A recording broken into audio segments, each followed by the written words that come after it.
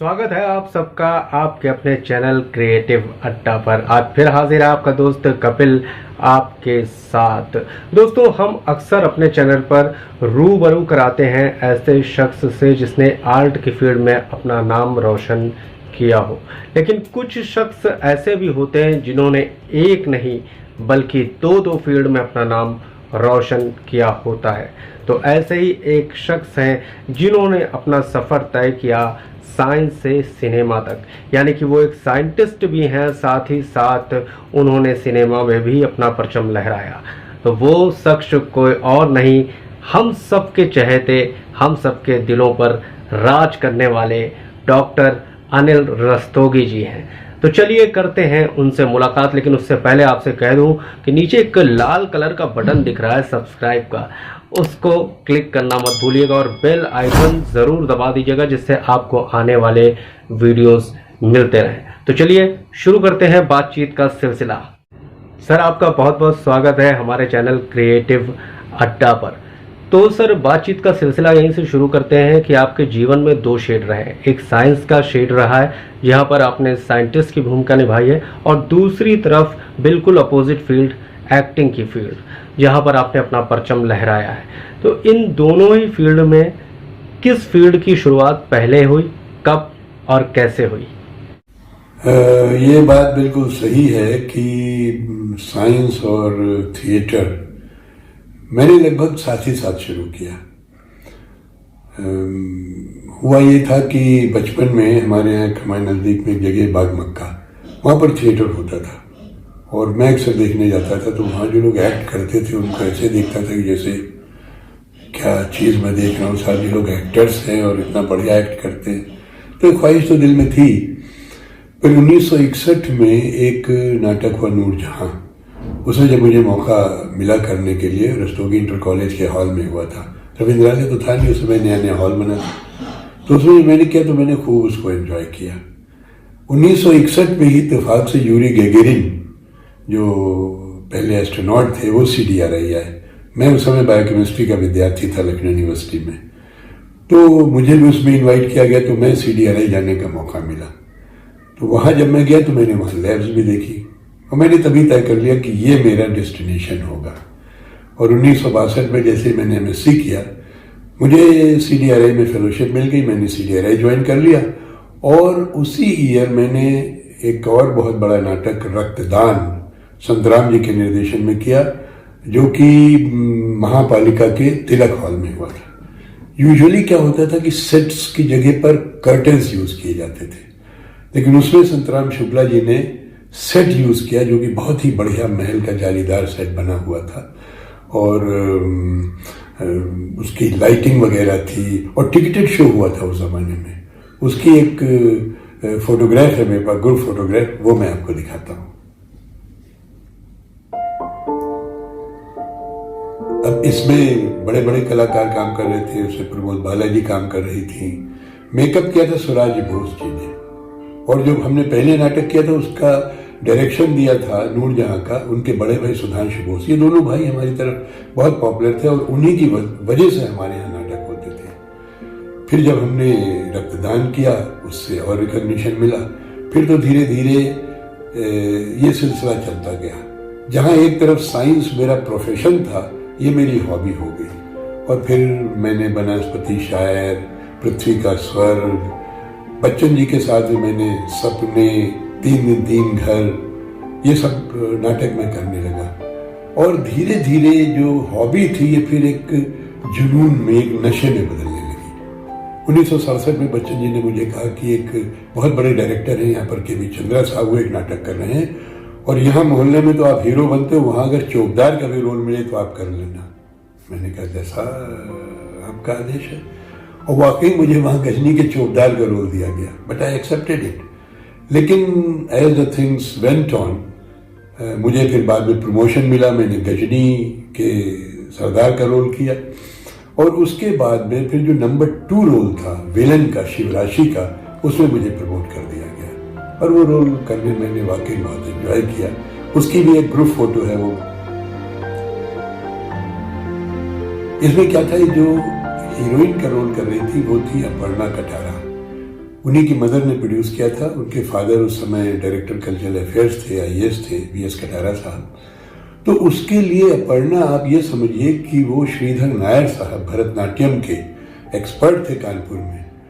तो अपर्णा उनसे सीखने के लिए कानपुर जाती थी, क्योंकि सोमनाथ के मंदिर में भरतनाट्यम नर्तकी करती है। तो ये डेडिकेशन था उस समय लोगों का। और बाद में फिर अपर्णा जो थी वो कथक, वो भरतनाट्यम एक्सपोनेंट भी हो गई। तो इस तरीके से एक धीरे धीरे जो हॉबी थी ये जुनून में कन्वर्ट होने लगी। फिर मैंने और नाटक किए। सर, दर्पण नाट्य संस्था की आप रीढ़ समझे जाते हैं, तो उस संस्था में आपकी शुरुआत कैसे हुई, उसके बारे में कुछ बताएं। इसी बीच दर्पण संस्था ऑलरेडी बहुत मशहूर संस्था हो चुकी थी और इसका नाम बराबर मैं सुनता रह रहा था। उसमें कारंत जी नाटक करने के लिए आए और उसमें लीड रोल करने के लिए मुझे बुलाया गया। अब इससे बड़ी खुशी मेरे लिए क्या हो सकती थी। मैं गया और उसमें नाटक है वदन हुआ। मैं उसकी एक क्लिप आपको दिखाता हूँ, फोटो की। इसमें मैंने कपिल का रोल किया, विजय वास्तव जी ने देवदत्त का और शोभना जगदीश ने, हम तीनों लोग उसी समय इंट्रोड्यूस हुए थे इस ग्रुप से, उसने पद्मिनी का रोल किया। तो इस तरीके से जो दर्पण में मैं एक बार आ गया, फिर इसका सिलसिला चलता रहा। फिर 73 में मैं जर्मनी चला गया 2 साल के लिए, और उसके बाद जो दर्पण में से मैं जुड़ा तो आज तक वो सिलसिला अभी तक चल रहा है। तो कहना ये कि इस बीच में मैंने साइंस को कहीं से नेग्लेक्ट नहीं किया। मुझे जरूर एक्स्ट्रा आवर्स करने पड़ते थे, पुटअप करने पड़ते थे। जैसे लैब में मैं अपने रात में मैं जा करके काम करता था। मेरी 1962 में मेरी शादी भी हुई थी, लेकिन घर में लेट आया करता था क्योंकि रिहर्सल्स हुआ करते थे। तो इधर थिएटर का सिलसिला चलता रहा, उधर साइंस का सिलसिला चलता रहा। मैं जर्मन एकेडमिक एक्सचेंज सर्विस के तहत मैं 2 बार मैं जर्मनी गया। पहले 73 में 1.5 साल के लिए, फिर मैं 95 में गया 3 महीने के लिए। उसके बाद में एक हमारे यहाँ प्रोजेक्ट आई थी, जो बहुत बड़े इंसुलिन बनाने वाले कंपनी है नोवो नॉर्डिस्क, उन्होंने एक प्रोजेक्ट दी थी। उसमें डायरेक्टर ने मुझे उसका कोऑर्डिनेटर बनाया। उससे हम 4 साल लगातार हम डेनमार्क जाते रहे। इस बीच में काम के रिकॉग्निशन में मुझे नेशनल एकेडमी ऑफ साइंसेज की फेलोशिप भी मिली, और उधर आर्ट की फील्ड में मुझे संगीत नाटक एकेडमी अवार्ड मिला 1984 में। फिर उसकी भी फेलोशिप मुझे 2006 में मिली। फिर मुझे यश भारती अवार्ड मिला 2016 में। तो मतलब ये कि मैं दोनों फील्ड्स में मैं पूरे डेडिकेशन से काम करता था। मैं आपको जर्मनी की बात बताऊं, मुझे इतना जुनून था कि मैं अभी साल भर के लिए गया हूँ, मैं ज़्यादा से ज़्यादा सीख लूँ। तो अक्सर ये होता था कि मेरी वाइफ भी साथ में गई थी एक अलग फेलोशिप पे। वो अक्सर कंपनी देने के लिए लैब में आ जाती थी और कुर्सियां जोड़ करके वहीं सो जाती थी, जो मैं रात भर काम करता था। तो कहना ये कि थिएटर की वजह से मैंने साइंस को नहीं नेग्लेक्ट किया, और साइंस की वजह से मैंने थिएटर में अपना कमिटमेंट कम नहीं किया। तो ये दोनों चीज़ें हमारी साइमल्टेनियसली चलती रहीं, और जिसका नतीजा ये है कि जब 2003 में मैं रिटायर हो गया, तो फिर मैंने साइंस से बिल्कुल नाता तोड़ लिया और पूरी तरीके से मैं थिएटर के लिए कमिटेड हो गया। सर, आपने बहुत सारे नाटकों में अपनी भूमिका निभाई है, तो अब तक कितने सालों में आपके लगभग कितने नाटक हो चुके होंगे, कितने नाटकों में आपने काम किया है? मैं एक बार गिनती कर रहा था, अपने 56-58 साल के कैरियर में मैंने कुछ एकांकी और फुल लेंथ नाटक मिला करके 92 नाटक किए, जिसके लगभग 850 प्रदर्शन पूरे हिंदुस्तान भर में मैंने किए। और ये नाटक मैंने किए हैं 35 निर्देशकों के साथ, जिसमें 26 लोकल रहे हैं और 9 बाहर के रहे हैं। लखनऊ का कोई ऐसा उस समय स्टैब्लिश डायरेक्टर नहीं था जिसके साथ मैंने काम न किया, क्योंकि मुझे लगता था कि हर एक से कुछ न कुछ आपको सीखने के लिए मिलता है। लेकिन सबसे ज़्यादा नाटक जो मैंने किए हैं वो दर्पण के जो फाउंडर मेंबर रहे हैं उर्मिल कुमार थपलियाल, मेरा ख्याल मैंने लगभग 28 से 30 नाटक मैंने उनके साथ किए। राजेश्वर बच्चन जी जो हमारे गुरु थे, उनके साथ मैंने नाटक किए हैं। थपलियाल जी के साथ जो मैंने नाटक किए, उसमें जो मेरा सबसे मशहूर नाटक रहा है और जो मेरे दिल के बहुत नज़दीक है, वो है यहूदी की लड़की। उसकी मैं आपको एक क्लिपिंग दिखाता हूँ। इस नाटक यहूदी की लड़की में, जो कि आगाश कश्मीरी साहब का लिखा हुआ था, इसमें कुछ लाइनें थपलियाल जी ने कौमी यकजहती की डाली थी। तो I am tempted to recite those lines. वो हो यूरोप का बाशिंदा या कहलाता हो एशियाई, रोमन हो यहूदी हो मुसलमान हिंदू ईसाई, सभी बंदे खुदा के हैं, सभी हैं उसके शैदाई, सभी बेटे हैं धरती के, सभी आपस में हैं भाई। तो ये डायलॉग बहुत अच्छा लगता था और मुझे याद है जब ये डायलॉग होता था प्रदर्शन में तो उसमें तालियां बजती थी। मैंने जैसे बताया कि मैंने कारण जी के साथ किया, कारण जी के साथ मैंने एवं इंद्रजीत नाटक किया, अमल विमल कमल एवं इंद्रजीत, उसमें मैंने विमल का रोल किया। उसकी एक फोटोग्राफ मैं लगाना पसंद करूँगा। फिर अजय कार्तिक जो कि NSD से आए थे, उनके साथ मैंने 3 नाटक किए, bourgeois gentleman, Fando and Lis, a view from the bridge. Fando and Lis नाटक का शो मैंने पृथ्वी थिएटर में भी किया और वहाँ बहुत पसंद किया गया। उसकी एक फोटोग्राफ यहाँ पर लगी हुई है।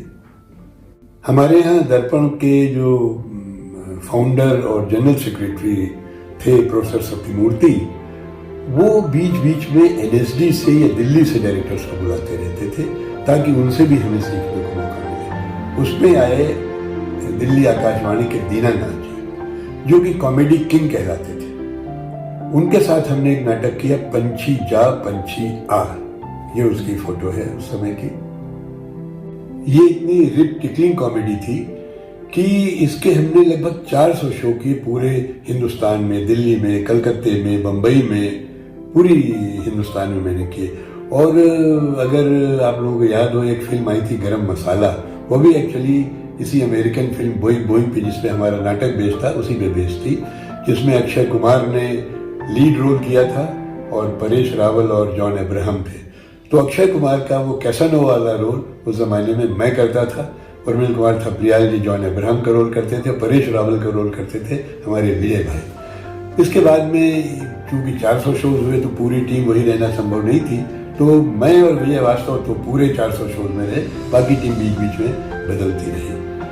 ये नाटक हमारा इतना पॉपुलर हुआ कि इसकी फिर हमें नई जनरेशन के साथ में हमें प्ले करना पड़ा। और जैसा मैंने बताया कि सत्यमूर्ति जी को बाहर से डायरेक्टर्स बुलाने का एक इंटरेस्ट था, उसमें उन्होंने रंजीत कपूर को बुलाया जो कि NSD के थे और बहुत ही मशहूर ड्रामा राइटर भी रहे और डायरेक्टर भी हैं। उनसे हमने उनके साथ 2 प्ले किए। हमने किया एक संसदीय समिति की उठक बैठक और दूसरा किया हमने उनके साथ चेखव की दुनिया की एक क्लिप मैं आपको दिखाता हूँ।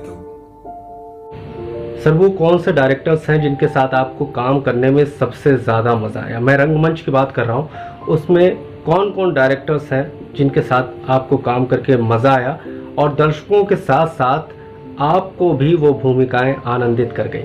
जैसे मैंने बताया था कि लोकल डायरेक्टर्स में मैंने कम से कम 25-26 डायरेक्टर्स के साथ में काम किया, चाहे सूर्य मोहन कुलश्रेष्ठ हो, चित्रा मोहन हो, हमारे स्वर्गीय चंद्रमोहन हो, स्वर्गीय जुगल किशोर हो, अरुण हो, तो जितने भी लोग थे, पुनीत अस्थाना हो, सबके साथ में काम किया। एक बस ख्वाहिश रह गई थी कि जो हमारे पुरोधा हैं लखनऊ थिएटर के या हमारे हिंदुस्तान के थिएटर में, राज बिसारिया साहब, उनके साथ मैंने कोई प्ले नहीं किया, तो बड़ी ख्वाहिश थी। वो मेरी ख्वाहिश पूरी हुई सन 2013 में, जब मुझे बुलाया गया उनके टॉक ग्रुप से, जब प्ले हो रहा था बेयरफुट इन एथेंस। उसमें उन्होंने मुझे एक नेगेटिव कैरेक्टर करने का किरदार दिया जो कि मुझे बहुत पसंद आया। वो नाटक भी बहुत पसंद किया गया। उसकी एक फोटो आपको मैं दिखाना चाहूँगा।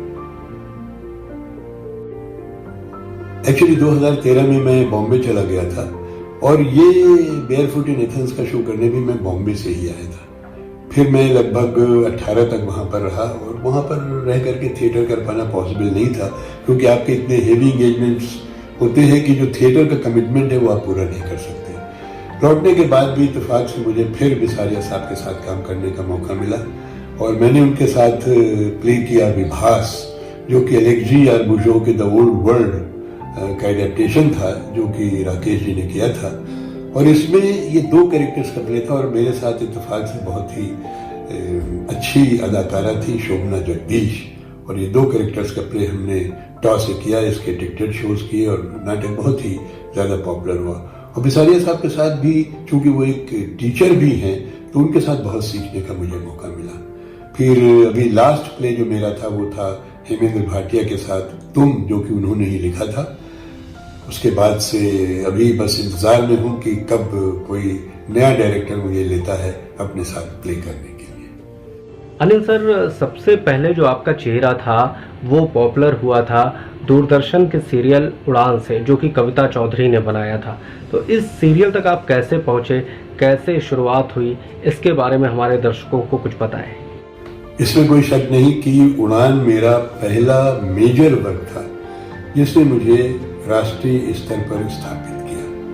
अब उस समय सिर्फ DD1 हुआ करता था, ये चैनल्स तो थे नहीं और कोई, और DD1 पे बहुत ही बढ़िया सीरियल्स आया करते थे, बुनियाद, हम लोग और तरह तरह के आते थे। तो जब मुझे इसका ऑफर मिला, और ये ऑफर मुझे ऐसे मिला कि 1987 में कल्चरल डिपार्टमेंट की तरफ से कई जगह पर लखनऊ महोत्सव मनाया गया था। तो उसमें चौक में मेरा शो हो रहा था यहूदी की लड़की। तो शो के बाद में एक सज्जन जो कि मेरा नाटक देख रहे होंगे, वो ही जस्ट वॉक्ड इन, उनका मैं कपिल चौधरी हूँ और मेरी बहन एक सीरियल बनाने जा रही हैं जो कि लखनऊ बेस्ड है, उसमें क्या आप रोल करेंगे? तो मैंने कहा भाई नेकी और पूछ क्यों नहीं रोल करूँगा। तो बोले ठीक है, आप अपने डिटेल्स मुझे दे दीजिए। मैंने उन्हें अपने डिटेल्स दे दिए। अब उस ज़माने में मोबाइल तो था नहीं, तो अपना बता दिया कि भाई मैं ऐसे ऐसे हूँ, साइंटिस्ट हूँ और ऐसे ऐसे मैंने नाटक किए हैं। उसके बाद में वो चले गए। बीच में मुझे पता लगा कि कविता चौधरी और उनकी बड़ी बहन कंचन चौधरी, जो कि वाकई में IPS ऑफिसर थी और लखनऊ में पोस्टेड थी, बाद में वो डायरेक्टर जनरल ऑफ पुलिस होकर के उत्तराखंड से रिटायर, पहली DGP थी वो, उन्हीं की लाइफ से रिलेटेड था वो सीरियल। वो मालूम हुआ 2-3 बार बीच में आई, लेकिन हमें नहीं बुलाया गया। तो मैंने सोचा चलो आई गई बात हो गई, और मैं कोई प्रोफेशनल था नहीं कि मुझे बुरा लगता। But one fine morning I got a call from Bombay, from Kapil, कि can you fly to Mumbai tomorrow. तो मैंने कहा क्यों? बोले भाई वो मैंने आपसे सीरियल की बात की थी। तो मैं वहाँ पर गया। इसके पहले मैं आपको आगे बताऊँ, इसकी एक मैं आपको वीडियो क्लिप दिखाना चाहूँगा। कल्याणी, क्या हम एक जस्ट और फेयर समाज में रहते हैं? कल्याणी, तुम्हारी सर्विस में तुम्हें बहुत से वाकयात तुम्हारी इस ट्रांसफर से कहीं ज्यादा अनजस्ट मिलेंगे, जिनमें से कई ऊपर से खुद तुम्हारे सुपीरियर्स के भेजे हुए होंगे। ऐसे मौके पे तुम्हें अपनी डिस्क्रिशनरी पावर्स इस्तेमाल करनी पड़ती है कि किन मामलों में, किन वाकयात में तुम कन्फ्रंटेशन, टकराव की स्थिति अपनाओ और किन वाकयात पर नहीं। कुछ मुद्दों पे जहां तुम्हारी राय अपने अफसर से मुख्तलिफ हो, नजरिया अलग होने के कारण, आदर्श अलग होने के कारण नहीं, ऐसे वाकयात तुम्हें पी भी लेने पड़ते हैं, अनुशासन के कारण।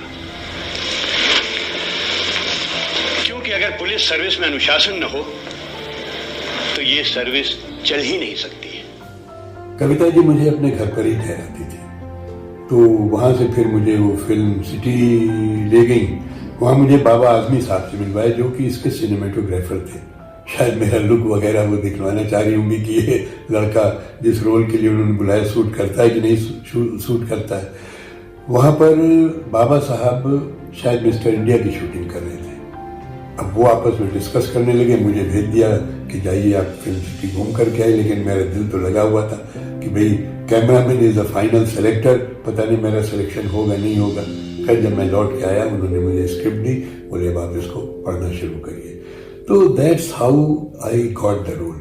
लेकिन इसमें जो सबसे मुझे अच्छा लगा कि कविता जी बड़े माइन्यूट डिटेल्स पे काम करती थी। मुझे याद है मेरा एक सीन है, फेयरवेल का सीन है, मैं उसमें उनके मेंटर और बॉस का रोल कर रहा था। मेरा फेयरवेल होता है, तो मुझे एक बड़ा पॉजिटिव लुक उनको देता था। अब चूंकि मेरा भी पहला एक मेजर सीरियल था, मुझे इतना आइडिया नहीं था, ना मुझे बताया गया। तो जब कविता जी ने उस सीरियल के बाद में आकर के वो शॉट देखा, तो उन्होंने मुझसे कहा आपको तो अनिल जी ऐसे ऐसे लुक देना था। मैंने कहा but you never told me. Then she fired her assistant, you know, कि आपने इनको, मैंने बताया था कि इस टाइप का लुक देना, आपने क्यों नहीं बताया। And she scrap the whole shooting. आप समझ लीजिए दिन भर की शूटिंग उन्होंने कैंसिल कर दी, जिसके लिए मुझे दोबारा जाना पड़ा बॉम्बे उस सीन को शूट करने के लिए। और मैं आपको बताऊं, वो जो फिर फेयरवेल का सीन इतना बेहतरीन बना है कि मैं अभी भी देखता हूँ, हालांकि उसमें डायलॉग नहीं है, लेकिन मैं बड़ा इमोशनल हो जाता हूँ। ऐसे ही एक उसमें और सीक्वेंस था जिसमें हेमा सिंह जी जो हैं, जो एनएसडी में प्रोफेसर हैं, वो उनको जला दिया जाता है, उनकी डेथ हो जाती है। ये उनकी फ्रेंड होती है और ये उनका स्टेटमेंट रिकॉर्ड कर लेती है एज ए पुलिस ऑफिसर। जब कोर्ट में जाती है तो कोर्ट कहता नहीं, हम पुलिस वालों का तो स्टेटमेंट हम मानते ही नहीं है।